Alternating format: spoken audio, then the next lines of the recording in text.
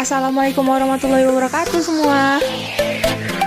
Perekonomian Jepang dari masa ke masa, yaitu pada masa Jepang modern pada tahun 1868 hingga sekarang, yaitu pada masa Kaisar Meiji. Perekonomian yang terjadi yaitu revolusi industri pertama kali muncul di tekstil, termasuk kapas dan sutra. Pada 1890-an, tekstil Jepang mendominasi pasar dalam negeri dan bersaing dengan produk-produk Inggris di Cina dan India. Selanjutnya yaitu pada masa Kaisar Taisho Yoshihito pada tahun 1912 hingga 1926. Perekonomian terjadi yaitu setelah Perang Dunia I, keadaan ekonomi Jepang semakin memburuk.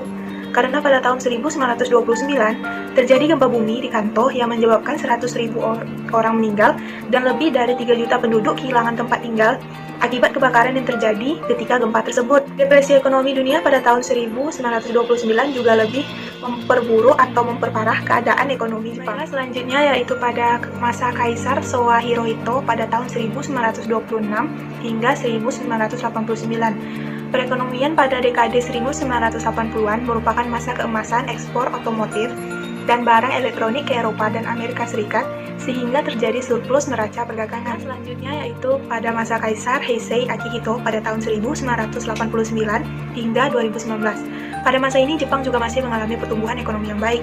Pada tahun 1989, yen menguat terhadap dolar. Suku bunga menjadi rendah, saham Nikkei menjadi rekor tertinggi yaitu 39.000. Tapi pada tahun 1991, saham tersebut jatuh pada kisaran 15.000.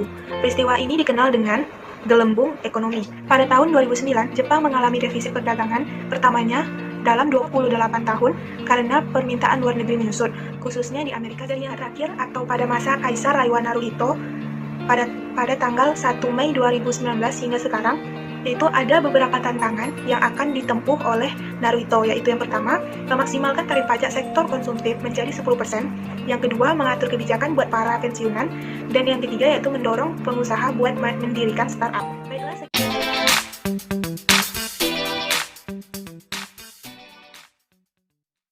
sekian dari kelompok kami. Apabila ada salah kami mohon maaf. Kami akhiri dengan wabillahi taufiq wal hidayah. Wassalamualaikum warahmatullahi wabarakatuh.